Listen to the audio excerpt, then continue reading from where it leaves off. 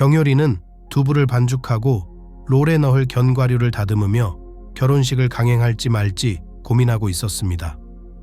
물론 자신을 위해 쓸 수 있는 추가 수입이 있다면 나쁘지 않을 것입니다. 하지만 식당에서 시끄러운 모임에는 낯선 사람들이 많이 있을 것입니다. 그녀는 그런 술 취한 모임이 싫었어요. 어제도 그들은 평소처럼 동네 시장을 돌아다니고 있었습니다. 그들은 예전 노래를 부르고 있었습니다. 잠깐만요, 예쁘니. 동전으로 손에 금을 입히면 당신에 대한 모든 진실을 말해줄게요. 아니면 바로 남자로 바뀔 거예요. 서두르지 마세요. 집에서 깜짝 선물이 기다리고 있어요. 뭔지 알고 싶어요? 미래를 보고 과거를 맞출 수 있는 사람은 경효리뿐이었다. 손아선이 그녀를 데려갔어요. 세뇌하고 유인하고 주의를 돌리고 말을 걸고 돈을 더 벌고 피해자에게서 귀중품을 빼앗고 머리에 약을 먹여 빼앗을 수 있었죠. 두 사람 모두 그런 일을 할 수 있었습니다. 경효리는 점술가라는 직업에 대해 조금 아이러니한 면이 있었습니다. 오랫동안 그녀는 자신에게 이 분야에 특별한 능력이 있다고 믿지 않았다. 전제 조건은 있었지만 그녀의 어머니가 점쟁이인 척만 했다면 말이죠. 그녀는 모든 사람을 꿰뚫어 볼 수 있었습니다. 그녀의 외할머니는 낮은 프로필을 유지했습니다. 하지만 마치 사람을 엑스레이로 찍을 수 있을 정도로 예리한 눈을 가졌죠. 할머니는 불쌍한 남자가 얼마나 오래 살았는지까지 모든 것을 알 수 있었죠. 그가 하늘을 날아갈지 아니면 곧 무덤에 갈지. 할머니는 어린 손녀의 재능을 단번에 알아봤지만 집시 부족에 신고하지 않았습니다. 그녀는 소녀의 어머니에 대해 계속 이야기했습니다. 때가 될 때까지 기다리면 남작이 어린 소녀를 어장으로 보내기 시작할 거예요. 적어도 어린 시절의 평온한 시간을 보내게 해주자고요. 좋은 생각이다. 경효리에게 구름 한 점 없는 시절은 많지 않았다. 진정한 마녀의 자질을 지닌 할머니가 세상을 떠난 후 어머니는 부족민들의 포위망을 오래 견디지 못했습니다. 그녀는 의지가 약했고 남편은 그녀를 구타했습니다. 그녀는 보르시를 잘못 소금에 절이고 파이를 잘못 가열하고 시장에서 돈을 거의 가져오지 않았습니다. 모든 것이 그녀의 잘못이었습니다. 그들은 음모로 결혼했습니다. 그는 아내를 사랑하지 않았기 때문에 참았습니다. 그리고 아내는 일꾼처럼 집안 구석진 곳으로 갔어요. 그녀는 한 가지를 잘했어요. 16살 때부터 아이를 낳았어요. 예쁘고 잘생기고 기운이 넘쳤죠. 저는 오빠 둘에 이어 셋째였어요. 그 다음은 부주의한 손아선 언니, 그 다음은 남동생이었죠. 그러자 하늘이 이 집안의 자식이 충분하다고 판단한 거죠. 이 다정한 가족은 어머니의 젖을 먹고 민족의 전통을 흡수하며 충실히 자랐다. 처음에 예쁜 젊은 집시 여성은 점술 서비스 시장에서 진지하게 받아들여지지 않았습니다. 그들은 숫자를 위해 그녀를 바자회나 기차역 근처에서 거래하는 다양한 연령대의 여성들로 구성된 일반 군중 속으로 데려갔습니다. 상황은 우연히 바뀌었습니다. 연처럼 몰려든 집시들이 철도 플랫폼에서 눈물을 삼키고 있는 겸손한 지방 소녀에게 달려들었습니다.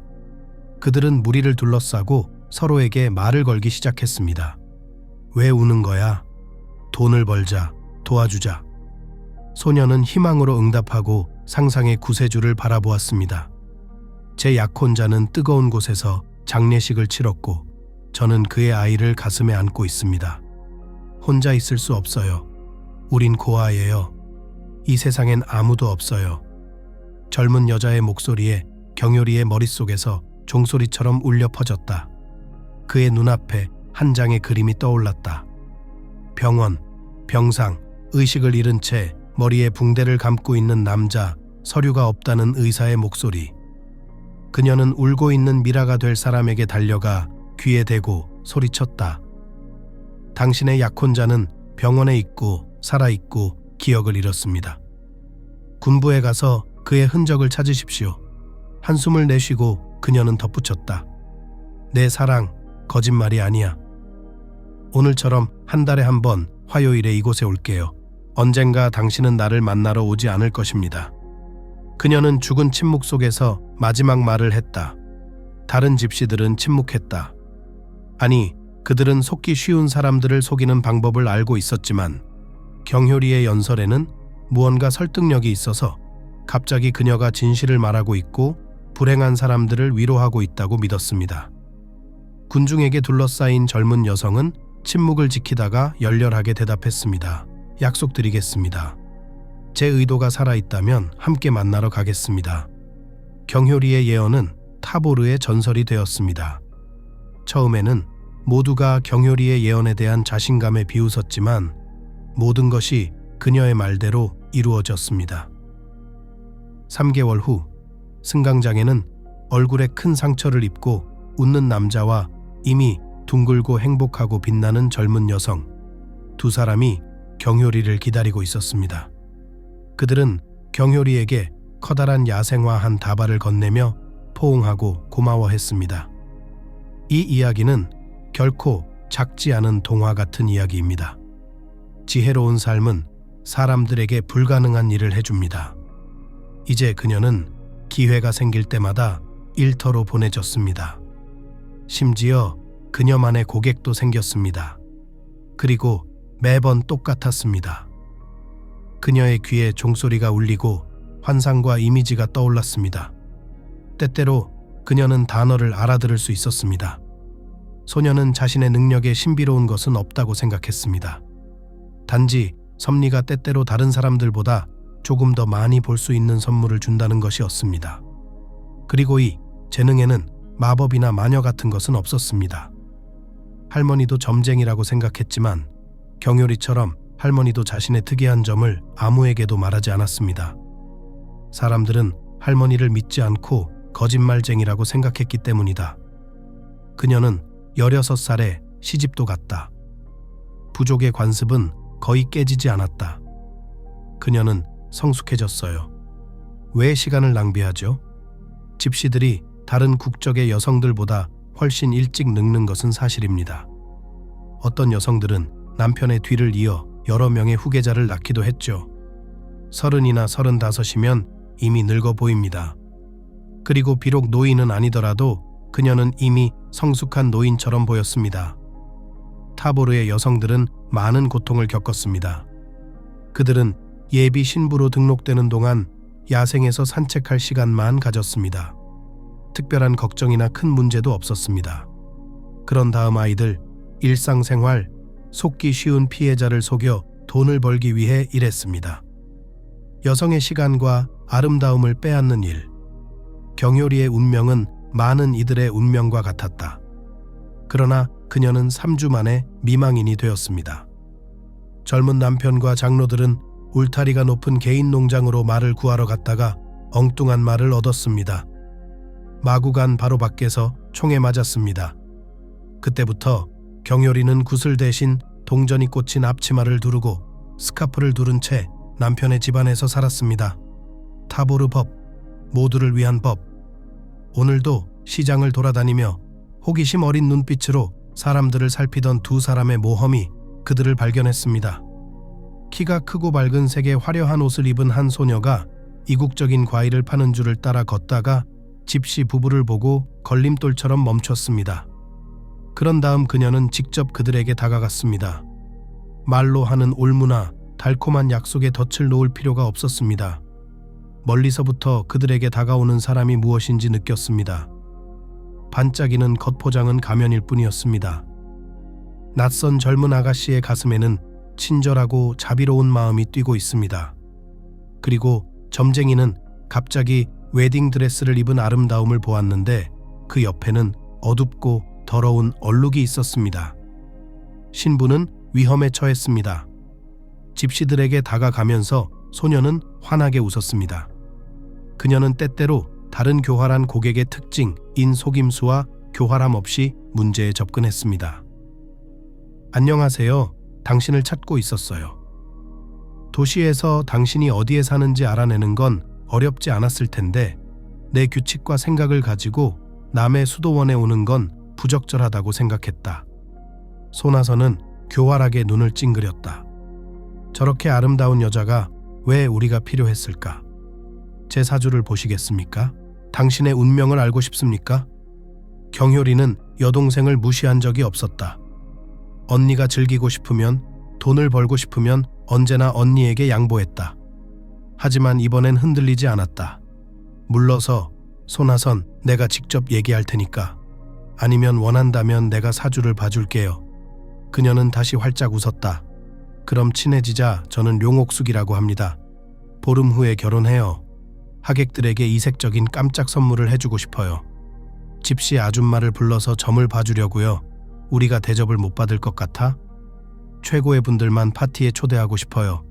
그래야 거짓말 없이 점쟁이가 이렇게 말할 테니까요. 경효리의 눈이 갑자기 흐릿해졌다. 그리고 다시 눈앞에 화려한 웨딩드레스를 입은 룡옥숙이 나타났다.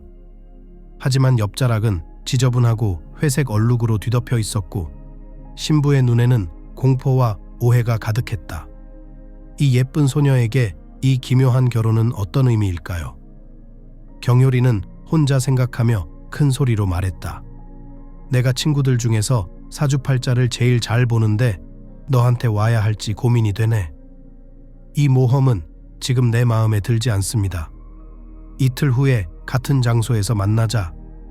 그동안 생각 좀 해보고 결정이 나면 그때 조건에 대해 얘기하자. 용옥숙은 고맙다는 말과 함께 돈을 갚지 않겠다는 약속을 했다. 그러나 경효리는 부자가 될 수 있다는 사실, 새 치마 원단을 살 수 있다는 사실, 새 치마를 사기 위해 시아버지 앞에서 굴욕을 당하지 않아도 된다는 사실은 생각하지 않았습니다. 결혼식 엔터테인먼트에 참여하라는 초대장에서 그녀는 자신의 능력에 대한 일종의 도전, 자신의 선물에 대한 일종의 테스트를 느꼈습니다. 젊은 여성은 반죽 베이스에 코티지 치즈를 바르고 준비된 견과류를 펴고 정확한 움직임으로 제품을 롤로 굴렸습니다. 그녀는 매우 숙련된 요리사였으며 타보르의 나이 많고 경험 많은 여성들도 이것을 알아차렸습니다. 그래서 그들은 그녀에게 집시들이 가장 좋아하는 디저트를 만드는 임무를 맡겼습니다. 모레는 남편의 집안에서 큰 행사인 어린 아들 중 한 명의 결혼식이 있는 날입니다. 또 다른 젊은 가족이 이 집으로 이사 오게 됩니다. 경효리의 영역이 방해받지 않아 다행이다. 그녀와 남편이 살던 넓은 방은 전적으로 그녀에게 맡겨졌다. 젊은 과부는 집안에서 두려움의 대상이었다. 그녀는 신비스럽고 침묵했습니다. 그런 집시는 피하는 것이 최선이었다. 쾌활하고 유랑하는 사람들은 초자연적인 능력을 타고났다는 것이 일반적인 믿음입니다. 경효리는 이런 이야기가 모두 허구라는 것을 잘 알고 있었다. 그녀는 훌륭한 교육을 받지는 못했지만 타고난 멍청이는 아니었다. 남작의 명령에 따라 그녀는 평범한 고등학교 9학년을 마쳤습니다. 그녀는 최신 기기를 쉽게 다룰 수 있었습니다. 가출한 남편에 대한 정보를 대가로 한 여성에게서 훔친 휴대전화를 박수 2번, 아니 버튼 몇 번만 누르면 작동하는 법을 터득했습니다. 그리고 그녀는 연락처 목록을 반증했습니다. 여기 룡옥숙의 번호가 있습니다. 그녀는 행복한 신부에게 문자를 보내 만남이 성사될지 확인하겠다고 약속했습니다.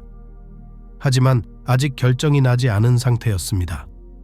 그리고 그녀는 죽은 남편의 집에서 문득 집시에 관한 얇은 책 한 권을 발견했던 기억이 떠올랐다.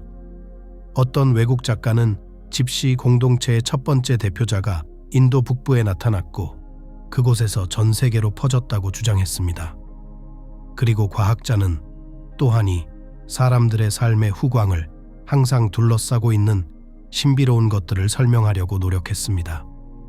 그는 신비한 현상에 대한 단서를 신의 로마가 놀라운 심리학자가 될 수 있는 고유한 능력을 가지고 있다는 사실에서 보았습니다. 그들은 외모, 행동, 몸짓, 표정을 통해 사람이 어떻게 행동할지 읽습니다. 따라서 마치 집시들이 사람에 대한 모든 정보를 읽을 수 있는 것처럼 다른 사람의 영혼을 느끼고 추측하고 예측하는 놀라운 능력이 있습니다. 방문을 두드리는 소리가 났는데 시아버지였다. 경효리, 휴게실로 와라. 할 말이 있다. 여자는 깜짝 놀랐다. 남편의 가족들은 모두 그녀를 마치 모두가 참아야 하는 이질적인 존재처럼 대했습니다. 따뜻함도 관여도 없었습니다. 차갑고 공손한 무관심. 그리고 갑자기 가장이 그녀에게 청중을 주고 싶어 합니다. 마치 젊은 집시에게 단서가 있었던 것 같습니다. 그들은 당신이 아직 그들에게 낯선 사람이라서 당신을 피하지 않습니다. 그들은 모두 당신을 두려워합니다. 당신의 재능에 대한 차갑고 동물적인 두려움이지요. 여기 방에서도 느낄 수 있어요. 네, 그리고 저는 보통 잔칫날이면 모두가 모이는 큰 홀로 서둘러 들어갔습니다. 장인어른께서 바로 대화를 시작하셨습니다. 집안의 장남인 견동현이 큰 공영에 처했다는 것이다. 남장님은 그가 우리 가문을 속였다고 의심하고 있습니다. 관례는 내일로 예정되어 있습니다. 벌써 장례식 준비는 끝났습니다. 경효리는 마음이 급했다. 19살 동안 이런 끔찍하고 기이한 사건을 2번밖에 목격하지 못했기 때문이다. 타보르에서는 거의 사용되지 않았다. 아이콘에 맹세한 것이었다. 견동현이 무슨 짓을 저질렀길래 그렇게 심각한 일을 저질렀을까? 젊은 여자는 시아버지가 자세한 내용을 알리지 않기를 원한다는 것을 알 수 있었습니다. 그러나 그는 그녀에게 말할 수밖에 없었다. 의식의 핵심은 용의자가 자신을 위해 특별히 만든 관에 누워 관에 밀폐된 상태에서 자신이 저지른 행위에 대해 설명하는 것이었습니다. 친척들은 관 주위를 바짝 둘러싸고 그의 말 한마디 한마디에 귀를 기울였습니다. 믿음이 있었습니다. 피고인은 거짓말을 했다. 자신의 죄를 정직하게 고백하지 않았습니다. 그는 살지 못할 것입니다. 그는 아무리 자신의 죄를 부인해도 의식이 끝나면 곧 죽을 것이다. 견동현은 한꺼번에 2가지 죄목으로 고발당했다. 내일 확인해 보겠습니다. 첫 번째는 그가 부족권들에게 거액의 돈과 귀중품을 숨겼다는 것입니다. 두 번째는 타보르를 속여 러시아 여성에게 가져갔다는 것입니다. 당신이 모든 사람을 꿰뚫어 본다는 건 누구나 알아요. 오늘 밤 내 장남과 얘기해봐. 그의 영혼을 들여다보세요. 진실을 미리 알고 싶어요. 내가 죄가 있다면 부인할 거야. 경효리는 묵묵히 남자들의 말을 들었다. 집시들이 견동현을 향한 비난은 심각했다. 그녀는 중세의 의식 자체에 참여하고 싶지도 않았고 불안한 친척의 장남을 마주하고 싶지도 않았다. 할 수 있는 게 아무것도 없었다. 그녀는 최선을 다하겠다고 고개를 끄덕이며 동의했습니다. 나머지 하루는 정신없이 지나갔습니다. 타보르에서의 결혼식은 큰 행사입니다. 얼마나 많은 하객이 테이블에 앉을지조차 미리 짐작할 수 없습니다. 행사를 이틀 앞둔 시점이었고 견동현과의 맞대결이 있는 날이었으니까요. 집안 분위기는 점점 더 뜨거워지고 있었습니다. 장남은 밤에야 돌아왔다. 가장은 즉시 경효리를 불러 집시 전통의 관습에 따라 호기심 많은 사람들을 화려하고 부유한 홀에서 모두 몰아냈습니다. 그는 심지어 며느리를 노려보며 사라졌다. 경효리는 견동현을 올려다보았다. 그는 어머니의 이름처럼 동족들 사이에서 잘생긴 남자였다. 그는 결혼한 지 오래되었지만 경효리는 그에게 별 관심이 없었다. 그들의 집은 깔끔했고 아이들은 잘 먹고 잘 자랐다. 그는 남자로서의 의무를 다했다. 그리고 그에게 나이 든 것은 28살의 아내였다. 두 사람은 11년 동안 함께 살았습니다. 지루한 의무를 제외하면 여기에 어떤 종류의 따뜻한 관계가 있을 수 있습니까? 내 영혼을 파헤칠 건가요, 신부? 권동현이 멋쩍게 웃었다. 내일 관 속에서 할 서약이 두렵거나 걱정되지 않는 것 같았다. 경효리가 그의 손을 잡았는데 집시 용어로 남자에겐 무례한 행동이었지만 대상은 이의를 제기하지 않았다. 그는 형의 미망이니 점술에 재능이 있어 집안에서 존경을 받고 있다는 것을 알고 있었다. 젊은 여인은 왼손 손바닥의 선을 따라 손가락을 움직이며 견동현의 눈을 다시 한번 가만히 바라보더니 심각하게 말했다. 이 여자를 위해 그런 위험을 감수하는 건 아무것도 아니야. 그녀는 당신을 사랑하지 않아요. 그녀는 탐욕에 의해서만 지배됩니다. 당신은 그녀에게 값비싼 선물을 주고 가장 비싼 레스토랑에 데려가고 집시 규칙을 어겼어요. 그녀는 감사하지 않았어. 나는 두 개의 불 사이에서 당신을 봅니다. 하나는 그녀에 대한 당신의 열정적인 사랑의 잔재를 태우고 있고 다른 하나는 국가적 명예의 잔재를 태우고 있죠. 이제 당신이 관 속에 누워있든 진실을 말하든 상관없습니다. 당신의 수명은 얼마 남지 않았고 같은 나무 상자에 묻히게 될 것이니까요. 견동현은 자신의 예측이 한 번도 틀리지 않았다는 것을 알기에 화를 내며 그녀를 노려보았다. 그는 그녀에게서 손을 낚아챘다. 뱀, 이 여자들은 다 거짓말쟁이야. 사랑 때문에 집시와 결혼하는 게 아니야. 평생 동안 당신은 그들의 우월성을 용인하고 최악의 경우 그들을 맹렬히 미워합니다. 슬라브 여성은 사악하고 꿀처럼 달콤하며 천상의 쾌락을 약속하고 남자를 배신합니다. 내가 가장 좋아하는 여자를 확인하고 내일 집시들에게 진실을 말할 것입니다. 내가 사랑하는 여자를 사랑하지 않는다면 내가 직접 알아볼 테니 넌 입 다물어. 견동현은 홀을 나갔다. 남작은 곧바로 큰 방에 나타나 경효리를 노려보았다. 있는 그대로 말해. 그는 유죄입니다. 여자가 대답했다. 하지만 서두르지 마세요. 이 땅에서의 그의 시간은 이제 며칠 남지 않았습니다. 예, 아직 결혼식은 없을 것입니다. 가족은 애도복을 입고 식탁을 위해 준비된 음식을 기념품으로 사용할 것입니다. 남작이 연처럼 그녀를 덮쳤다. 조용히 해, 젠장. 나는 장남을 잃고 있다는 것을 마음속으로 느꼈다. 그런 슬픔에서 어떻게 살아남을 수 있을까요? 어떻게 삶을 이어갈 수 있을까요? 쓸모없는 여자 앞에서 약점을 보이고 있다는 것을 깨달은 남자는 흔들리고 팔을 머리에 감쌌습니다. 내일은 모든 것이 어떻게 될지 보여줄 것입니다. 남작이 자비를 베풀고 우리 집에서의 결혼식 때문에 관에서 서약하는 날을 영위할 수도 있습니다. 경효리의 머릿속에는 여전히 종소리가 울리고 있었다. 그녀는 온몸이 흔들렸다. 너무 많은 이미지들이 지금 그녀를 덮치고 있었다. 그녀는 이 이야기의 결과를 이미 알고 있다는 것을 들키지 않아야 했다. 만약 틀렸다면? 하지만 점쟁이는 알 수 없는 뒷심과 직관, 타고난 본능으로 장남의 미래를 꿰뚫고 있는 게 분명했다. 견동현이 부족민들에게 자신이 부족의 금고를 훔쳐왔다고 고백하는 순간 회의장의 웅성거림, 분노에 찬 발언, 가혹한 처벌을 요구하는 목소리, 그리고 이틀 후 남작의 허락을 받아 형벌을 집행합니다. 권동현은 주머니에 엄청나게 비싼 새 보석을 들고 사랑하는 여인에게 달려갔습니다. 타보르의 창고에서 다시 빌린 것이지만 그는 아무것도 두려워하지 않습니다. 그의 마음은 사랑과 의심으로 불타오릅니다. 그는 여주인의 눈을 들여다보고 싶어 합니다.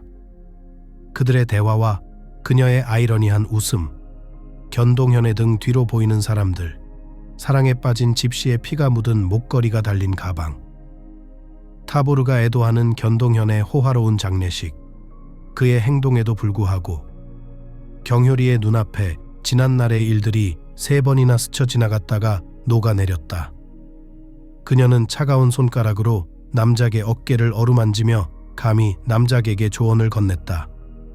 당신 앞에는 매우 비극적인 날들이 기다리고 있소. 지금 조금 쉬고 힘을 내시면 나아질 겁니다. 그렇게 말하며 경효리는 서둘러 홀을 빠져나와 과부 방으로 향했다. 그녀도 힘이 필요했다. 그리고 내일 아침에는 용옥숙에게 신혼부부 하객들을 위해 결혼식장에서 사주를 봐주겠다는 메시지를 보내야 했다. 그녀는 여전히 신부를 초대하는 것이 그녀와 자신에게 중요한 결과를 가져올 것이라고 생각했다. 그녀는 그것을 처리해야 합니다. 용옥숙은 식당 문 앞에서 놀라움으로 가득 찬 손님을 만났습니다. 곧바로 그녀는 행복하게 꽥꽥거렸다. 경효리, 우리 결혼식 초대에 응해줘서 정말 고마워요. 왜 검은 옷을 입으셨어요? 사주를 더 그럴듯하게 보이게 하려고 일부러 그렇게 입었나요? 아니요. 타보르에 사는 남편의 가족이 큰 어려움을 겪고 있어요. 우리 중 한 명을 그의 마지막 안식처로 보냈습니다. 이제 40일 동안 애도할 거예요. 남자들은 수염도 깎지 않고 여자들은 헝클어진 머리카락을 자르기 위해 가위를 들지 않을 것입니다. 하지만 제 마음속의 슬픔을 개인적으로 받아들이지 마세요. 제가 여러분에게 약속한 모든 것을 이행할 테니까요. 아름답게 꾸며진 예식장에서 검은 치마와 셔츠를 입은 경효리는 꽃바구니와 화려한 리본, 하트가 달린 풍선 사이에서 너무나 대조적으로 보였기 때문에 하객들은 즉시 집시 여자는 누구이며 왜 여기에 있는지 궁금해하며 속삭이기 시작했습니다. 용옥숙은 그들을 기다리게 하지 않았다. 그녀는 안주인에게 다가가 마이크를 빼앗아 큰 소리로 발표했습니다. 오늘 우리 파티에 특이한 젊은 여성이 있습니다. 파티에 색다른 재미를 더해달라는 제 요청으로 오신 분입니다. 그녀의 이름은 경효리입니다. 저와 남편의 운세를 알고 싶은 분들은 홀 옆에 있는 작은 방에 있는 점쟁이에게 물어보세요. 그동안 연회는 계속 진행하겠습니다. 건배색에 다시 고삐를 넘기겠습니다. 연회장을 바라보며 룡옥숙은 미소를 지었다. 경효리에게 한 태국 여성이 다가왔다. 아들 옆 테이블에는 남편의 어머니인 량경삼 씨의 푸은주 씨만 남아 있었다. 점을 봐주겠다는 제안은 그녀를 감동시키지 못했습니다. 경효리는 옷을 차려 입은 여성들에게 무엇이 있었고 무엇이 될 것이며 무엇이 그녀의 마음을 진정시킬 것인지 습관적으로 말했습니다. 오늘 그녀는 운이 좋았습니다. 놀라운 기회에 흥분한 사람들 속에서 그녀는 예측으로 인해 누군가가 화를 내야 하는 경우를 본 적이 없었습니다. 하지만 집시 여인이 남편이 오래전에 두 번째 가정을 꾸렸고 심지어 아기가 자라고 있다고 속삭였던 여성 중 한 명과 관련된 상황은 예외였습니다. 집시 여성의 놀랍게도 이 소식은 유쾌한 손님을 놀라게 하지 않았습니다. 그녀는 슬프게 웃으며 대답했습니다. 그리고 당신은 참으로 기적의 일꾼이며 진정한 성우자입니다. 배우자의 두 번째 가족에 대해 알고 있습니다. 모두 논리적입니다. 나는 아이를 가질 수 없고 그는 항상 상속인을 꿈꿨습니다. 다음으로 흥미로운 이야기는 경효리가 자신의 운명을 발견하기로 결심한 인상적인 남자와의 만남이었습니다. 그는 점쟁이에게 솔직했습니다. 남성도 점쟁이의 능력을 믿는다는 사실에 놀랐나요? 저에게는 혼자가 지겹기 때문입니다. 여성과의 관계는 아직 결혼으로 끝나지 않았고 본격적인 가족, 자녀를 원합니다. 세월이 흘러가고 있습니다. 한 남자의 고백을 듣고 갑자기 남편이 옆에 다른 가족과 아이가 있다는 것을 가볍게 여기는 여자와의 모호한 관계를 느꼈습니다. 우연의 일치에 후추, 또 다른 이야기를 추가했습니다. 아름다운 중년 여성이 집시 여성에게 믿음직스럽게 말했습니다. 나는 결혼했고 사랑에 빠질 때까지 남편과 영혼으로 살았습니다. 그는 부자였고 운이 좋았고 잘생겼어요. 우리는 그와 함께 아무것도 없었습니다. 그는 쥐를 든 고양이처럼 저와 놀아줬어요. 그는 산더미 같은 꽃과 선물을 들고 로맨틱한 데이트를 신청하고는 2주 동안 사라지곤 했죠. 글쎄요, 저는 그가 제가 결혼했기 때문에 저에게 더 가까이 다가가지 않는다고 결정했습니다. 나는 집에 돌아와 남편에게 모든 것을 있는 그대로 발표하고 다른 남자 없이는 살 수 없다고 말했습니다. 그는 나를 조용히 놓아주고 이혼을 했습니다. 그리고 나의 화려한 선택은 밝혀졌으므로 나와 의사소통을 즐겼습니다. 내가 그의 구애에 빠질지 여부를 알아내는 것. 동시에 그는 진지한 의도를 가지고 다른 여자를 만났습니다. 그들은 얼마 지나지 않아 결혼했고 함께 두 아이를 낳았습니다. 하지만 저는 다시 돌아왔어요. 정신을 잃은 것 같았어요. 남편을 되찾으려고 노력했어요. 아들이 막 초등학교 1학년이 되었을 때였죠. 전 남편과 저는 한동안 함께 살기도 했어요. 하지만 깨진 사랑의 컵을 다시 붙일 수는 없었어요. 다시 헤어졌어요. 그 이후로 남편은 혼자였고 저는 혼자였어요. 둘 다 누구와 관계를 맺으려고 해도 모든 것이 실패하고 합쳐지지 않고 고통스럽게 주름이 잡혔습니다. 여자의 내레이션에 머릿속에서 종소리가 울리는 것이 아니라 종소리가 울리고 있었고, 왠지 모르게 룡옥숙의 웨딩드레스가 자락에 더러운 얼룩이 묻은 차에 다시 그녀의 눈앞에 있었다. 그녀는 다 정리할 수는 없었지만 직감적으로 여기 이 결혼식 잔치 어딘가에 단서가 숨겨져 있다고 느꼈다. 앞날을 궁금해하는 사람들의 발길이 서서히 잦아들었습니다. 헐떡이는 신부가 경효리의 방으로 들어왔다. 그녀는 문 앞에서 말했다. 경효리, 나 미쳤다고 생각하지 마세요. 부탁하는 거예요. 결혼식 끝까지 나랑 같이 있어줘요. 뭔지 모르겠는데 왜 이렇게 화가 나는지 모르겠어요. 집시는 처음에는 거절하고 싶었지만 몇 시간 동안 식당에 앉아있지 않았다. 하지만 룡옥숙의 눈에는 애절하게 호소하는 모습이 너무도 감동적이어서 원래의 계획을 바꿨다. 한숨과 함께 그녀는 동의했습니다. 기뻐서 어쩔 줄 몰라 하는 그녀를 반대의 말도 듣지 않고 바로 테이블로 끌고 갔다. 아빠의 특별한 손님 옆에 앉으세요. 아빠는 수년간 그들과 함께 일해왔고 우리 축하를 위해 친절하게도 날아와 주셨어요. 가자. 정말 멋진 분들이야. 경효리는 고집을 부리려 하지 않았어요. 뭐 어때서요? 정말 배가 고팠어요. 잔칫집의 테이블은 삼삼오오 모여 앉았다. 룡옥숙은 하얀 식탁보를 덮고 고소한 음식이 가득 차 있는 가장 먼 곳의 맛있는 섬으로 그녀를 이끌고 있었다. 그런데 한 가지가 그녀를 괴롭히고 있었다. 점쟁이는 누군가의 사악한 눈이 등을 뚫고 들어오는 듯한 느낌을 받았다. 마치 한 쌍의 보어처럼. 그녀는 급히 뒤를 돌아보았다. 특이한 것도 의심스러운 것도 없었다. 옷을 차려입은 남녀가 말하고 춤추고 웃고 있었다. 또 다른 재미있는 경연대회에 참가하라는 토스트 마스터의 우렁찬 목소리. 접시와 음료가 놓인 테이블에서 집시는 자신의 귀를 믿을 수 없었고 심지어 속도를 늦추기도 했습니다. 테이블에 앉은 사람들이 자신의 언어로 말하는 것 같았기 때문이죠. 하지만 귀를 기울이자 그녀는 자신이 특정 단어와 말의 일반적인 의미만 이해한다는 것을 깨달았습니다. 손님은 비정상적으로 옷을 입고 거무스름하고 여성들은 보석이 많은 보석을 착용하고 있었고 그들의 말은 차분하고 약간 느렸다. 경효리가 잠시 당황하는 것을 알아차린 용옥숙은 곧바로 설명했습니다. 이분들은 인도에서 온 아빠의 동료들이에요. 아빠는 그 친절한 나라에서 외교관으로 일하셨어요. 어린 시절과 젊은 시절을 모두 인도 북부에서 보냈어요. 저는 힌디어를 꽤 잘해요. 힌디어? 경효리는 낯선 단어의 발음에 애를 먹었다. 그게 뭐죠? 힌두교도들이 많이 사용하는 인도 아리아 언어 중 하나예요. 이리 오세요. 제가 소개해 드릴게요. 호화로운 테이블에 앉은 손님들은 경효리를 마치 자기 사람처럼 반갑게 맞이했습니다. 마치 오래전부터 알고 지내던 사이인 것 같았다.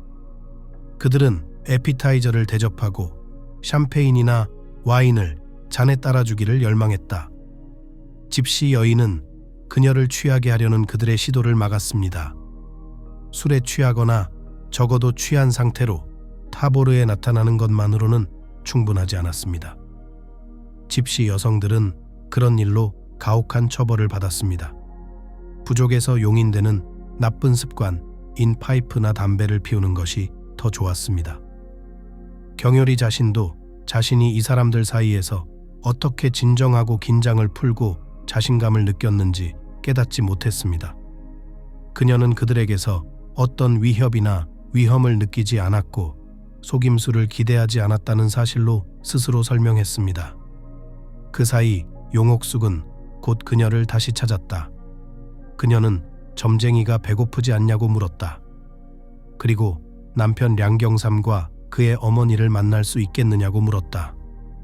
두 여인은 잘생긴 청년이 식탁에서 따라오는 것을 눈치채지 못했다.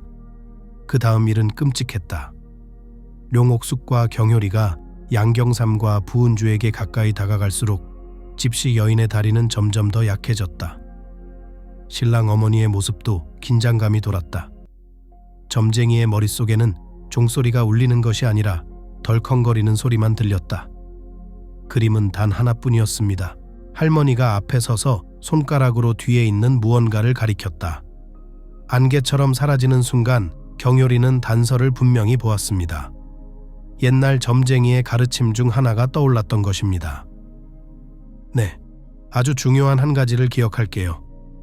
너와 나는 마녀도 마법사도 아니야. 집시 가정에서 때때로 그런 특이하고 특별한 여성이 태어나서 능숙하게 추측할 뿐만 아니라 인물과 얼굴을 통해 볼 수 있는 능력이 주어집니다. 우리 같은 집시 여성에게도 적이 있다는 것을 알아두세요. 어느 나라에서나 그렇듯이 사악한 눈을 가진 다른 국적의 여성들이죠. 군중 속에서 항상 한 명은 볼 수 있습니다. 당신은 그녀의 교활한 에너지를 느낄 것입니다. 당신을 저항하여 그녀를 폭로하고 그녀의 본질을 드러내려고 노력합니다. 지금 경효리는 누군가의 뒤에서 던진 검은 눈빛 하나, 소원 한마디로 다른 사람의 인생을 망칠 수 있는 그 사악한 여성종의 표본 앞에 서 있었습니다. 그러한 악의적 인부패의 기초, 시기심. 그런 여성들은 할머니 나카로카를 찾고 사람에게 질병과 불행을 입히고 그를 문제로 둘러싸기 위해 할머니 나카로카를 찾을 필요가 없습니다.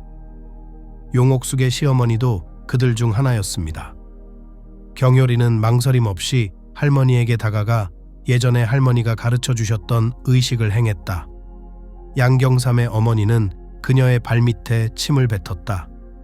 주위에 있던 사람들은 숨만 헐떡였다. 모두들 불편한 기분이었습니다. 점쟁이의 행동이 너무 대담해 보였기 때문이다. 아무도 감히 입 밖으로 꺼내지 못했던 질문들이 쏟아져 나왔다. 파티는 망했다. 경효리는 차가운 손가락으로 양경삼 어머니의 소매를 만지다가 기절했습니다. 관객들은 더욱 흥분했습니다. 비켜주세요. 저는 의사입니다. 약간의 억양이 섞인 남성의 목소리가 울려 퍼졌다.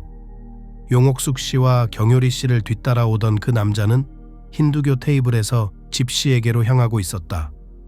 그는 재빨리 점쟁이를 품에 안으며 용옥숙에게 물었다. 어디서 진찰을 받을 수 있나요? 혹시 이 근처에 한적한 방이 있나요? 신부는 쉽게 고개를 끄덕였다. 경효리 선생이 원하는 사람들에게 점을 봐주던 방이 있었다. 의자 몇 개가 일렬로 놓여 있고 큰 테이블도 있었다. 그는 집시 여인을 방으로 데리고 들어가 딸기 비누 냄새가 난다는 사실에 대해 생각했습니다. 왜 비누인지 그는 스스로 설명할 수 없었습니다. 그는 단순히 당시 소련 대사관에서 인도에서 일하던 아버지를 방문했던 기억을 떠올렸습니다.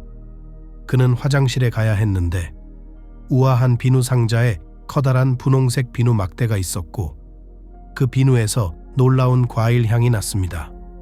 나중에 그는 아버지에게 그 향기가 무엇인지 물었고 아버지는 미소를 지으며 딸기 냄새가 난다고 말했습니다. 그 후 그는 이미 다른 모든 공화국과 분리된 러시아로 유학을 떠났습니다. 지경수 씨는 모스크바의 의대를 졸업하고 졸업한 곳에서 수련을 한 뒤 인도에서 오랜 인턴 생활을 하고 결혼을 했습니다.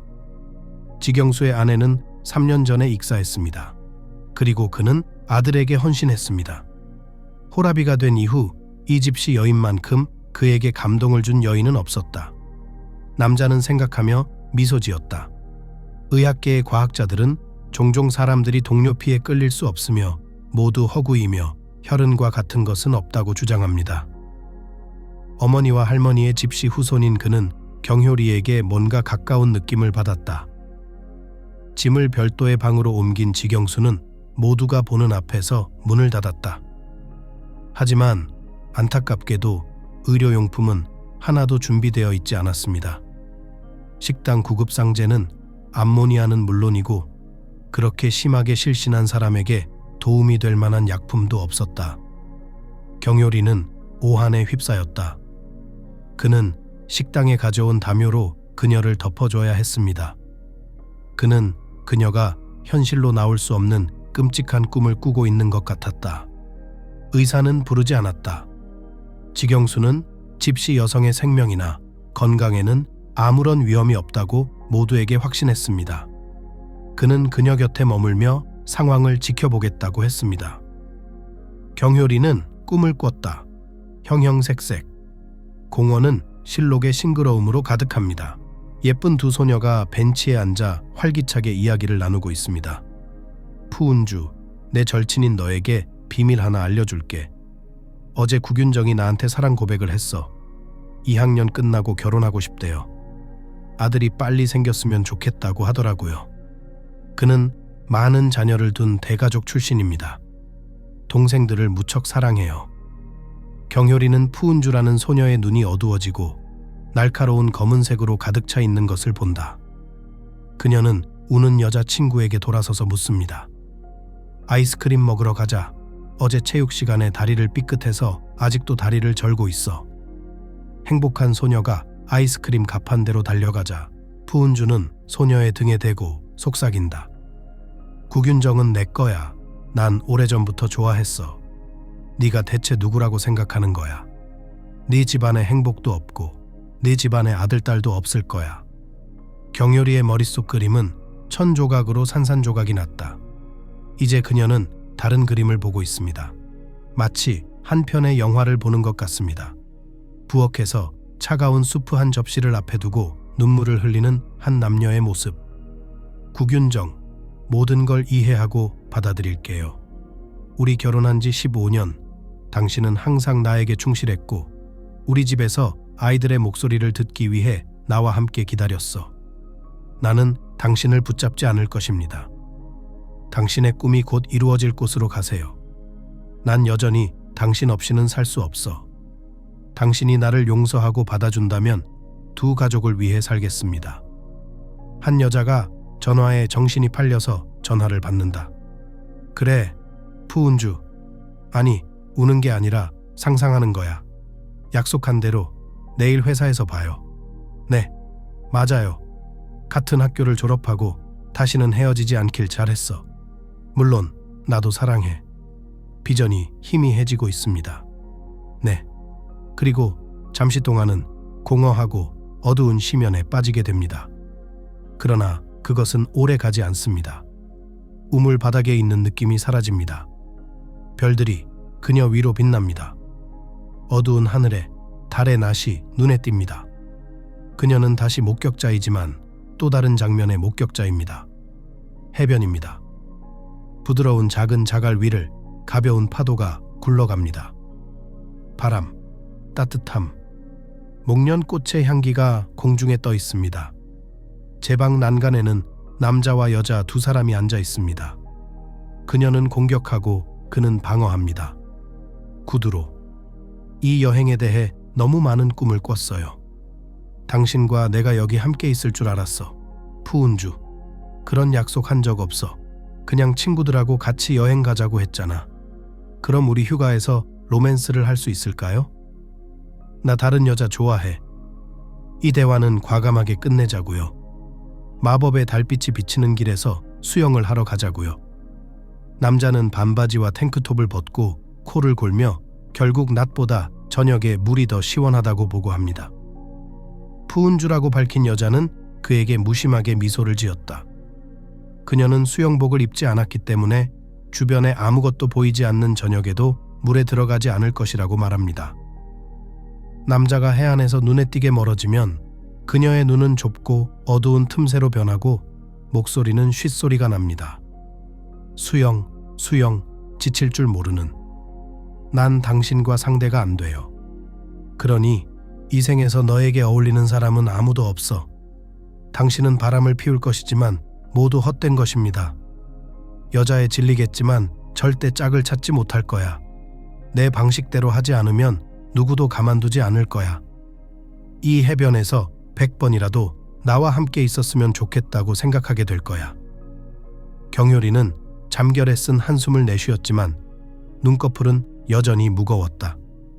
그녀는 아직 정신을 차리지 못했다. 지경수는 집시 여인의 맥박을 짚었다. 의사로서의 경험에 비춰볼 때 아직은 여성을 건드리지 말라고 했습니다. 그녀는 분명 스트레스를 받고 있었고 감정이 격해진 상태였습니다. 경효리에게는 또 다른 환각, 또 다른 꿈, 또 다른 누군가의 불행한 삶의 한 장면이 있었습니다. 그녀의 캐릭터는 다시 남자와 여자였다. 아늑한 원룸은 평화롭고 조용했습니다. 침대에서 한 아이가 잠을 자고 있었습니다. 1층 창문 아래에서 누군가의 목소리가 들렸다. 여자는 그 소리에 서둘러 달려갔다. 푸은주 들어올래? 앉아서 얘기 좀 합시다. 용혜리 씨가 스페셜티 커피를 만들고 있고 난 샬롯을 막 만들었어. 너한테 대접할 게 있어. 그녀는 복도로 달려와 친절하게 문을 열어주며 코트와 긴 목도리를 벗을 수 있게 도와준다. 그녀의 남편은 커피를 만들기 위해 서둘러 부엌으로 들어갑니다. 여자는 남편을 따라 작지만 세련되게 꾸며진 방으로 들어갑니다. 여주인은 남편의 등을 사랑스럽게 쓰다듬는다. 당신 없이 내가 어떻게 살았겠어, 여보? 그리고 내가 대학을 졸업하고 아들과 함께 밤에 근무하고 잠을 자고 아침에 서둘러 출근하는데 도움을 주었습니다. 내 충실한 조력자, 정말 사랑해. 푸은주에게 돌아서서 여자는 독백을 계속합니다. 나는 배우자를 속일 수 있는 방법을 결코 이해하지 못했습니다. 결국 여권에 찍힌 도장은 두 개의 운명이 하나의 공으로 짜여진 것입니다. 그런 탑시터비 여성들이 있습니다. 남편은 기적이며 그들은 옆에서 모험을 찾습니다. 저는 절대 그렇게 하지 않을 것입니다. 그녀는 따라잡고 서둘러 샬롯을 접시에 올려놓습니다. 그녀는 시장에서 이 영국식 페이스트리에 어울리는 사과를 사서 얼마나 운이 좋았는지 이야기합니다. 그녀가 계속 떠들자 푸은주는 점점 더 짜증이 납니다. 그녀의 눈은 어두워지고 손바닥은 무의식적으로 주먹을 쥐게 됩니다. 주인이 그녀의 질투심을 눈치채지 못하게 하기 위해 부지런히 케이크 조각을 떼어 커피와 함께 마신다. 그런 다음 갑자기 컵을 테이블 위에 놓고 남편의 친구의 등을 응시하며 각 단어를 음절로 음소거합니다. 난 너희가 싫어. 너희들 모두 너무 싫어. 푸은주의 혀끝에서 흘러나오는 말은 말이 아니라 사악한 독이 방울방울 떨어지지만 그녀는 이제 멈출 수 없습니다. 그녀는 절대 속이지 않을 것입니다. 누가 그런 서약을 하겠어요? 어리석고 순진한 소녀. 인생은 다른 남자로 가득 차 있습니다. 내가 그걸 모르겠어? 유부남의 약속에 속아 넘어가서 이젠 나 혼자 양경삼을 키우는데 그리고 이 모든 게 다 순조롭다. 그럴 일 없어 싫어요. 주인이 돌아서서 손님을 바라보는 순간 그녀의 얼굴에는 다시 평온한 미소가 번집니다. 곧 그녀는 집으로 돌아가기 위해 짐을 싸기 시작하고 빈 벽에 대고 집과 커피, 섬세한 샬롯에 대한 칭찬을 길게 늘어놓습니다. 양경삼은 평일에는 유치원에 다니며 밤샘을 하고 부모님은 멀리 떨어져 있고 딸의 생활에는 거의 관심이 없습니다. 하나의 직업, 성공적인 경력, 그녀의 외로운 창문의 불빛. 그녀는 아들을 모두를 괴롭히도록 키우고 그녀의 두 번째 자아, 그녀의 성격과 습관의 사본, 그녀의 유일한 기쁨으로 만들 것입니다. 경효리는 잠결에 움직였다. 지경수는 곧바로 몸을 일으켜 축축한 땀으로 범벅이 된 그녀의 이마에 손을 얹었다. 집시의 머릿속에 있던 즉흥 영화가 끝났다. 속눈썹이 펄럭였다. 그녀는 눈을 뜨고 자신을 향해 몸을 기울이는 의사에게서 몸을 움츠렸다. 당신 누구야, 미남? 여긴 어디죠? 아직 결혼식장에 있잖아요. 아프다고 해서 이 방으로 데려왔어요.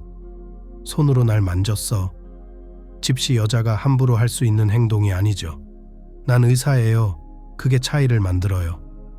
내 몸속엔 집시 피가 많이 흐르고 있어. 경효리 씨 맞죠? 저는 지경수예요. 어머니와 할머니가 순혈 집시였어요. 인도 북부에는 아직도 가장 오래된 집시 부족의 후손들이 살고 있어요. 저도 그중 한 명입니다. 집시는 우리 관습을 알다시피 오래 함께 있을 수 없어요. 점쟁이는 그 남자를 평가하는 눈빛으로 바라보았다. 꽤 잘생기고 키가 크고 거무스름하고 러시아어를 잘합니다. 부러워하는 신랑. 그녀는 이 남자를 스캔할 수 없다는 사실에 당황했습니다. 마치 그가 그녀의 에너지를 보호하는 껍질 속에 숨어 있는 것 같았다. 경효리는 생각했다. 그와 가까운 사람, 그의 어머니나 할머니가 미래의 모든 위험을 막기 위해 의식을 행한 게 분명하다고. 그녀는 들어본 적은 있지만 직접 해본 적은 없었다. 신부와 얘기 좀 해야겠어요. 여기로 불러주시겠어요? 집시 소녀 룡옥숙과 양경삼과의 사건은 최대한 빨리 조용히 처리하려고 노력했지만 부은주는 여전히 불편한 심정이었다. 신부는 점쟁이가 이전에 한 약속을 어기고 싶지 않은 점쟁이가 가족의 애도 기간 동안 축하 행사에 왔고 신경쇠약이 있었고 무언가가 나타나고 꿈을 꾸었다고 손님들에게 설명했습니다. 점차적으로 반개에 있는 모든 사람들이 진정되었고 파티는 새로운 활력으로 재개되었습니다. 양경삼은 웨이터에게 샴페인과 더 독한 술을 테이블에 따르라는 신호만 보냈습니다. 모두들 오늘을 위해 충분히 흥분한 상태였다. 부은주는 한쪽에 앉아 아들에게 저녁이 자연스럽게 끝나고 있다고 조용히 속삭일 뿐이었다. 곧 케이크가 배포되고 판매될 것이다. 집시는 택시를 불러서 그녀를 보내야 한다. 그녀는 괜찮은 사람들 사이에 속하지 않는다. 용옥숙은 조용히 경효리가 회복 중인 병실 문을 열고 들어갔다. 그녀는 고개를 끄덕이며 지경수에게 고마움을 표시했다. 두 사람은 집시 여인과 단둘이 남았다. 뭐야, 경효리? 용옥숙은 매우 흥분했다. 우리 결혼식장에서 아무 이유 없이 그런 쇼를 하진 않을 거란 걸 알아요. 푸은주는 왜 그래? 경효리는 짙은 속눈썹이 달린 큰 갈색 눈을 치켜뜨며 대답했다. 내가 너한테 빠질 줄은 몰랐어, 이쁜이. 집시족에게 부족의 일원이 아닌 사람은 이방인입니다. 하지만 첫 순간부터 당신은 내 가족처럼 느껴졌어요. 넌 위험해, 얘야. 내 남편의 어머니가 널 살려두지 않을 거야. 자기 아들을 자기 소유라고 생각하니까 아주 못되게 굴 거야. 반항하면 주술을 걸 거예요. 그녀는 여전히 당신을 바라보고 있습니다. 널 하인처럼 노예처럼 자기 집으로 데려가려고 해. 손가락이 예민하구나. 아버지 집에서는 걱정할 필요가 없었어. 용옥숙은 잠시 생각했다. 그러고는 평소처럼 말하기 시작했다. 푸은주 말이 맞아요. 푸은주는 수단과 방법을 가리지 않고 우리를 꼬드겨서 같이 살게 하려고 해요. 그러니 해결할 수 있어요. 부모님이 우리 결혼식 때 아파트를 주셨어요. 식당에서 바로 거기로 갈 거야. 거기서 지내면 돼요. 양경삼이 엄마 아들인 건 우리도 양경삼이랑 얘기해봤어요. 걔는 바보가 아니야. 그는 오래전에 어머니의 계략을 알아차렸어요. 겉으로는 스캔들과 히스테리를 피하는 데 동의하지만 자기 방식대로 일을 처리합니다. 그는 강철의 성질을 가지고 있습니다. 푸은주는 양경삼을 일주일 동안 유치원에, 학교에, 여름 캠프에 석 달 연속으로 어린이 기관에 던져 넣었습니다. 그녀는 불행한 미혼모인 척하고 연인인 양경삼의 아버지를 가족에서 빼내려고 했지만 그의 아내는 깨지기 어려운 너트로 판명되었고 진심 어린 친구 배우자의 머리카락을 바로 끌고 헤어진 여자를 집에서 몰아내고 전에 친구였던 여자를 멀리 몰아냈습니다. 경효리는 안도의 한숨을 쉬며 설명했다. 내가 의식을 했어, 친구. 시어머니의 사악한 눈을 약화시켰어. 앞으로는 아무리 악을 쓰더라도 남의 인생을 망치지 못하겠지. 그런 친족 관계와 집안의 이웃에서 저를 차지하세요. 그녀는 다시 배신자 여자의 방향을 손가락으로 가리켰다. 난 가봐야겠어. 넌 몸 조심해. 내 전화번호 알잖아. 내가 필요하면 어떻게 찾으면 되는지 알잖아. 경효리는 돌멩이가 많은 치마에 무성한 주름을 곧게 펴고 주름진 블라우스를 손으로 다듬고 목을 흔들고 머리에 스카프를 묶은 다음 갑자기 충동적으로 룡옥숙을 껴안았다. 배웅 안 해도 돼요, 예쁘니. 이대로 늦었어. 타보르가 좋아하진 않겠지만 품삯을 달라고 할게요. 내 돈을 빌리는 건 싫어요. 지쳤거든요. 남편의 가족의 돈은 언제나 끝날 것입니다. 새 옷을 사달라고 부탁하고 싶지 않아요.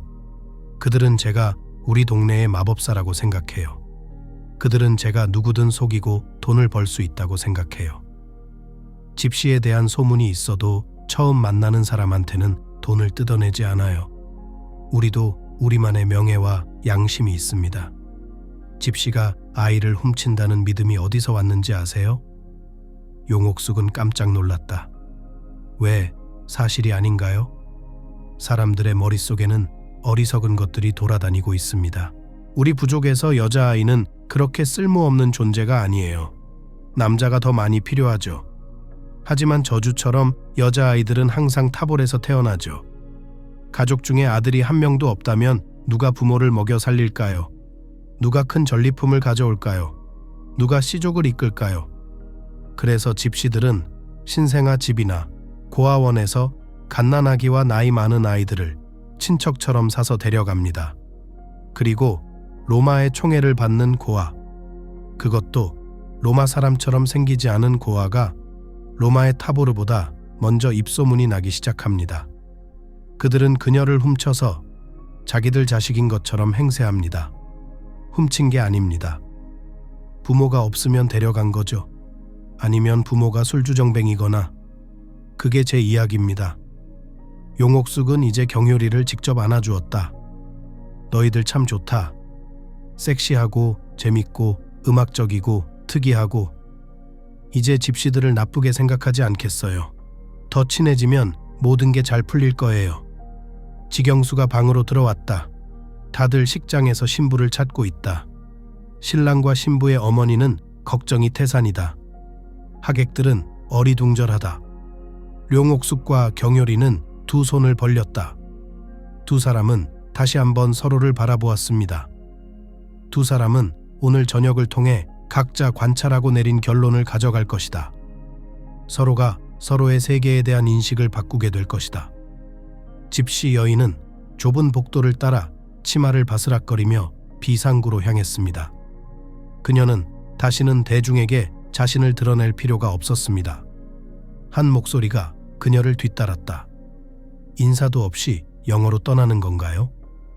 경효리는 영어가 무슨 상관인지 이해하지 못했지만 조용히 고개를 끄덕였다. 이 남자는 그녀에게 부정적인 감정을 불러일으키지 않았다. 더군다나 그가 호기심 어린 눈빛으로 그녀를 바라보는 순간 그녀의 심장이 더 빨리 뛰기 시작했다. 놀라운 발견의 저녁이었습니다. 그녀는 곧 집에 가서 모든 것을 다시 생각해야 했습니다. 저녁이 되면 아침이 더 현명할 것이다. 지경수는 다시 몰래 경효리를 따라갔다. 이번에는 어두운 길이었다. 그는 그녀를 시크릿 호위하기로 결심했다. 젊은 여자가 사는 곳을 알아내기로 했다. 그가 어릴 때부터 무술을 배운 데는 이유가 있었습니다. 만약 그녀가 위험에 처하면 그는 경효리를 보호할 것입니다. 남자는 이미 이 집시 여인이 자신의 마음을 아프게 했다는 것을 깨달았다. 잠들지 않는 도시를 걷는 데는 그리 오랜 시간이 걸리지 않았습니다. 곧 여자는 튼튼하고 높은 담장 앞에 멈췄습니다. 그녀는 조용히 노크를 했습니다. 누군가 문을 열자 그녀는 문 뒤로 몸을 숨겼습니다. 지경수는 주위를 둘러보았다. 이 거대한 건물 옆으로 비슷한 위용을 자랑하는 다른 건물의 창문들이 빛나고 있었다. 대문 옆에는 가지가 굵게 퍼진 거대한 나무 한 그루가 보였다. 지경수는 그중 하나를 잡고 몸을 끌어올려 민첩한 제규어처럼 기어서 꼭대기로 올라갔고 야생 짐승의 습성을 이용하는 데까지 왔다고 혼자 미소 지었다. 아래에서 바스락거리는 소리가 들리더니 목소리가 들렸습니다. 저기 나무에 어떤 손님이 우리에게 왔는지 멋지게 내려와. 마치 땅 아래에서 나온 것처럼 줄기 주변에서 여러 명의 남성 인물이 튀어나왔습니다. 집시들은 겉으로 보기에 좋은 보안 시스템을 가지고 있었습니다. 그는 조용히 움직일 수 있는 살쾡이가 아니었다. 지경수는 논쟁하지 않기로, 누구에게도 증명하지 않기로, 혈육들에게 자신을 설명하지 않기로 결심했다. 몇 분 후 그는 지역 남작의 눈앞에 섰습니다. 그는 여기서 무엇을 잊었는지에 대한 질문을 피하지 않았습니다. 그는 젊은 집시 여인이 하객들에게 운세를 봐주는 결혼식에서 경효리를 만났다고 자세히 말했다. 이 말에 타보르 지도자는 코를 찡그렸다. 저 여자는 고집불통이야. 그녀는 우리에게 문제만 일으키고 있어요. 우리 사람들은 이미 그녀의 재능 때문에 그녀를 두려워하고 있을 뿐만 아니라 낯선 사람의 편을 들고 있어요. 고집이 너무 세서 감당할 수가 없어요. 지경수는 독백에 자신의 5센트를 집어넣으려 했다. 타보르의 삶은 당신의 관심사입니다. 나도 집시니까 그 마음은 이해해요. 그래요? 타보르의 우두머리가 깜짝 놀랐다. 어디서 왔소? 지경수는 남작에게 자신이 인도 북서쪽에서 왔다고 자세히 말했다. 그는 자신의 양력도 간략하게 설명했습니다.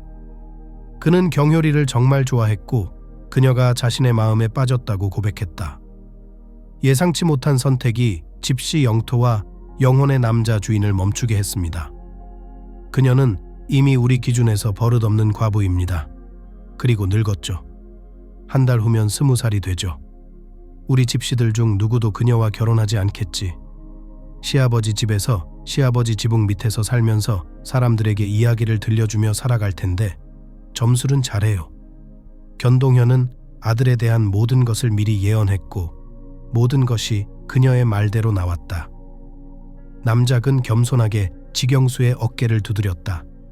그리고 러시아에 있는 동안 우리를 방문하십시오. 나는 당신이 우리 재산주의를 맴도는 것이 나쁜 의도가 아니라는 것을 알았습니다. 타보르에서 그들은 자신을 환영하고 의사는 항상 존경받습니다. 그녀에게 주면 당신이 결정하세요.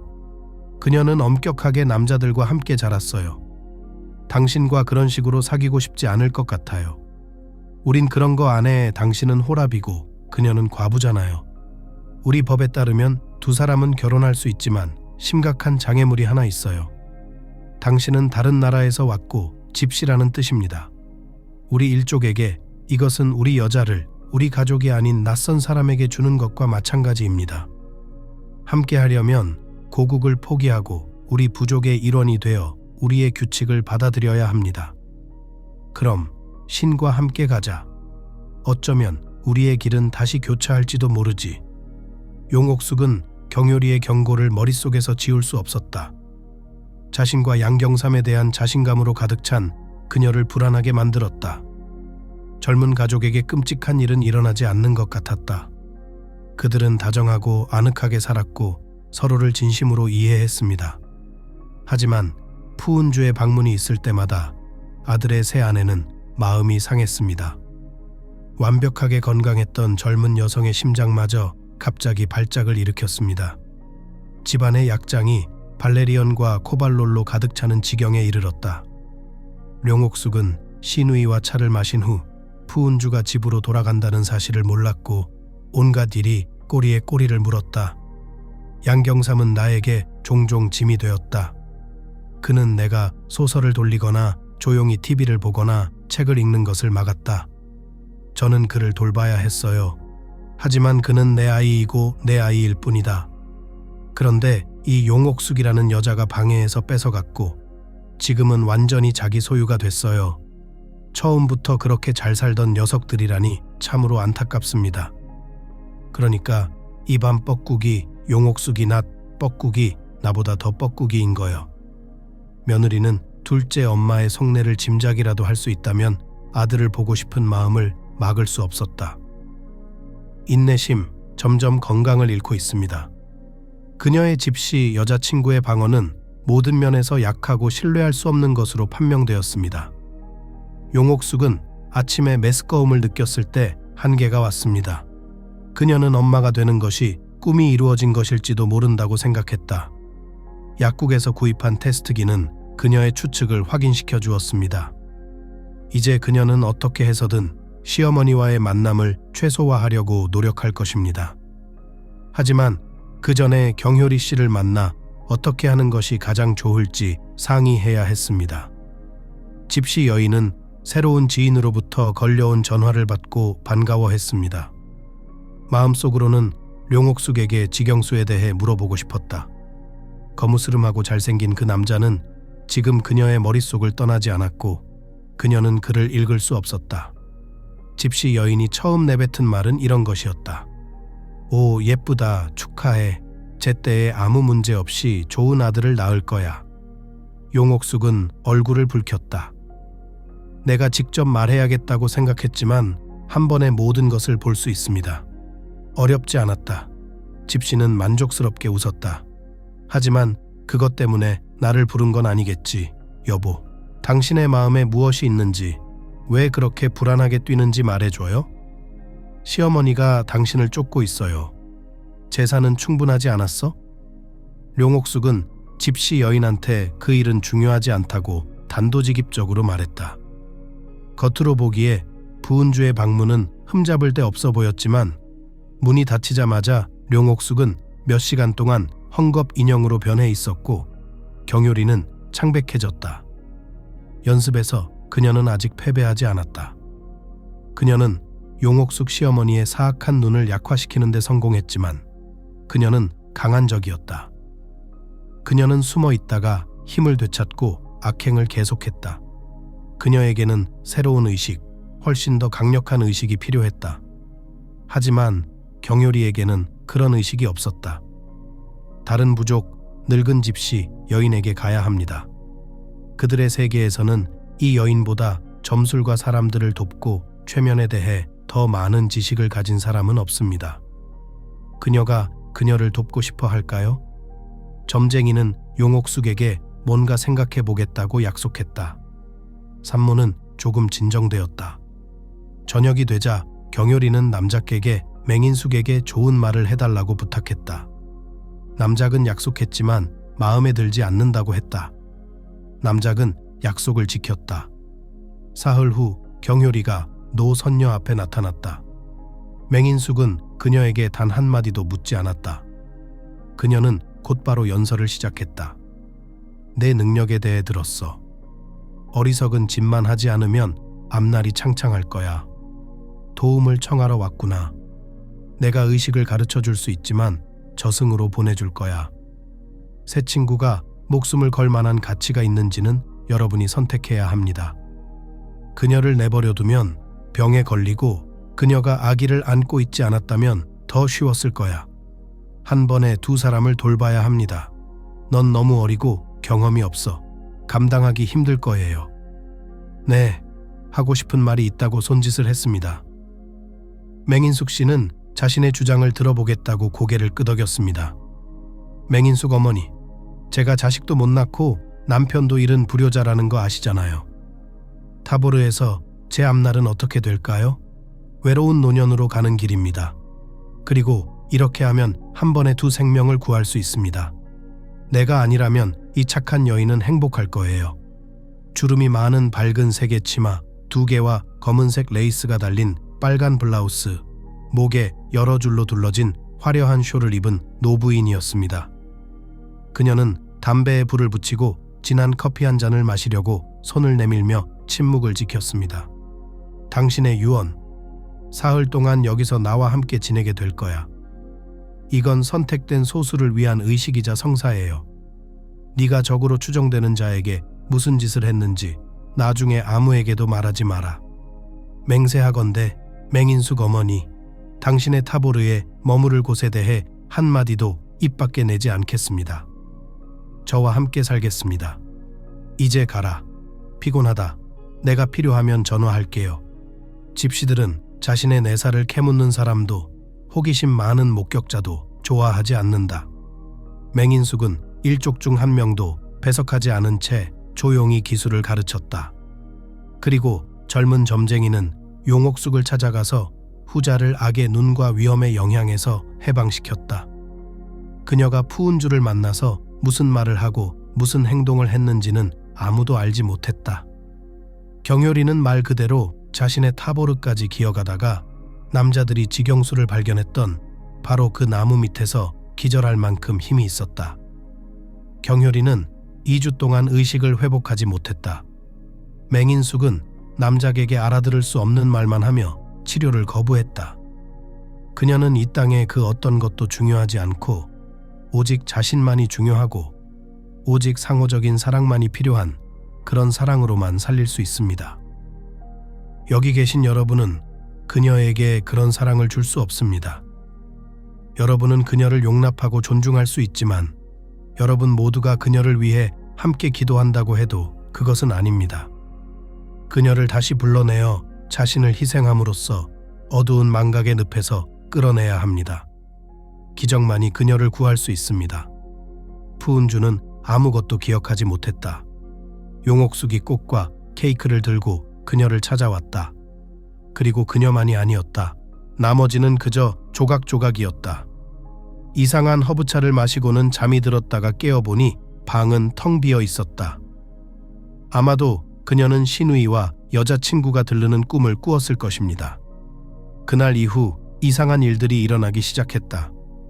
그녀는 양경삼의 집에 갔다가 잊어버리곤 했다. 심지어 부엌 수도꼭지가 터지거나 불이 꺼지기도 했다. 집안일을 해결해야 하니 외출을 할 수가 없었어요.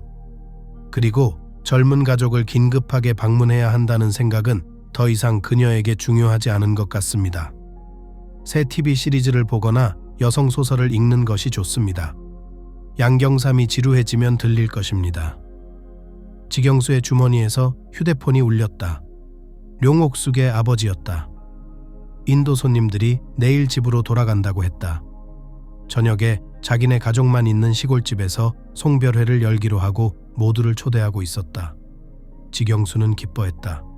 저녁에 룡옥숙이 올 것이기 때문이었다. 그녀에게 경효리에 대해 물어볼 수 있을 것이었다. 그 소식은 그를 슬프게 했다. 아름다운 점쟁이가 중병에 걸렸다는 소식이었다. 부족들은 그녀가 살아날 수 있을지 확신하지 못했다. 부족은 거의 치료색에 의지하지 않고 스스로 그녀를 치료했습니다. 하지만 이번에는 구급차가 그녀에게 왔고 집시 부두술사도 그곳에 있었어요. 하지만 효과가 없었다.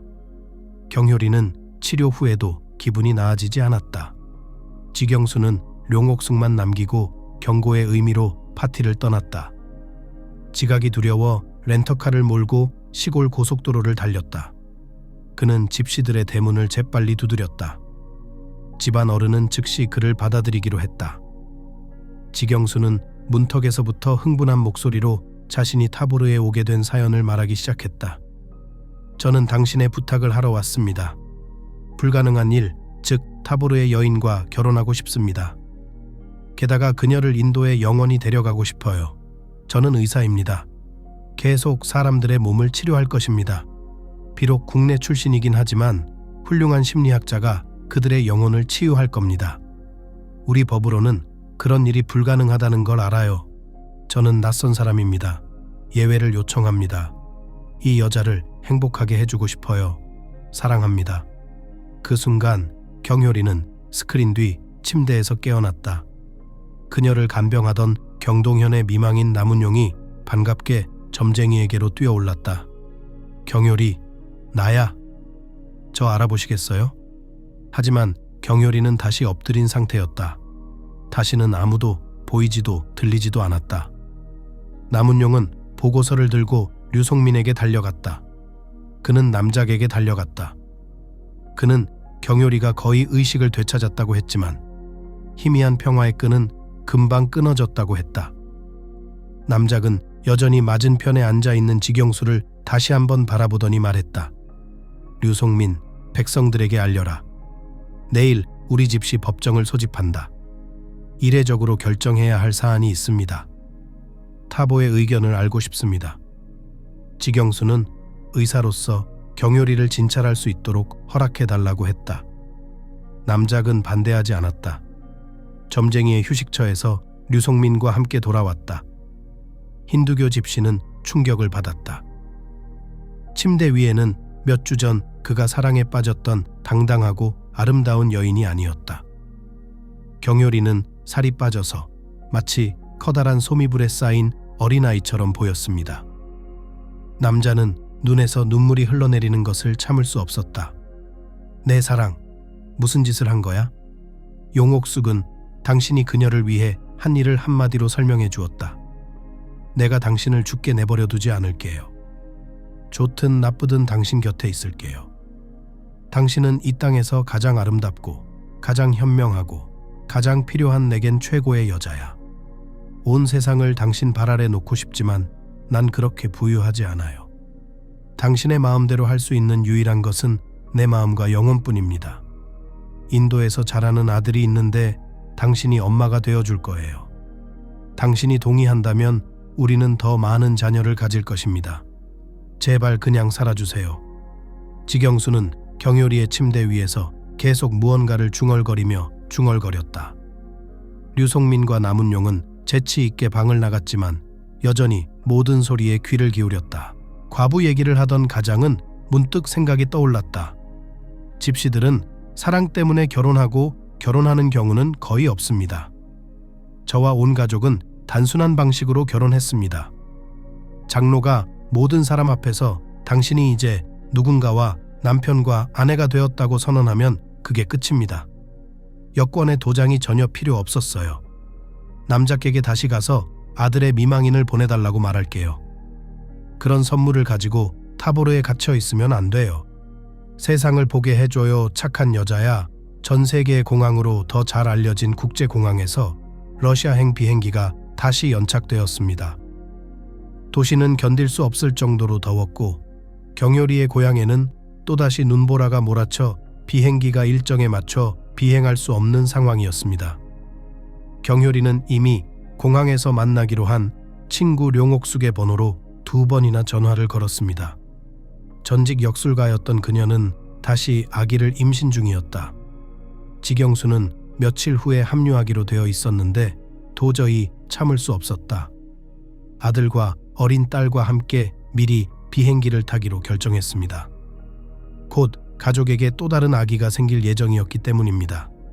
그녀는 새로운 걱정이 머리 위로 떠오르기 전에 친구를 안아주고 타보르를 보고 싶었습니다. 거의 5년 전 경효리의 집 타보르에서는 한 여성이 다시 행복해지고 세상을 보고 규칙과 제약에서 벗어날 수 있도록 내부 법정에서 전례 없는 결정을 내렸습니다. 그녀의 사례도 다르지 않았습니다. 집시 여성의 친척들은 여전히 무역, 말, 수공예에 종사하고 있습니다. 여성들은 자신의 운명을 미리 계산하려는 사람들에게 운세를 말하는 것을 잊지 않습니다. 그들을 믿거나 말거나 개인적인 문제입니다. 그리고 나는 그들을 믿으라고 조언하고 싶습니다. 때때로 운세 게임은 누군가의 삶을 극적으로 바꿀 수 있습니다. 그러나 그것은 그 사람 자신, 그가 어떤 종류의 직감을 가지고 있는지, 악이든 선이든에 달려 있습니다. 평화는 상호적입니다. 당신이 그에게 있는 것처럼 그도 당신에게 대답할 것입니다.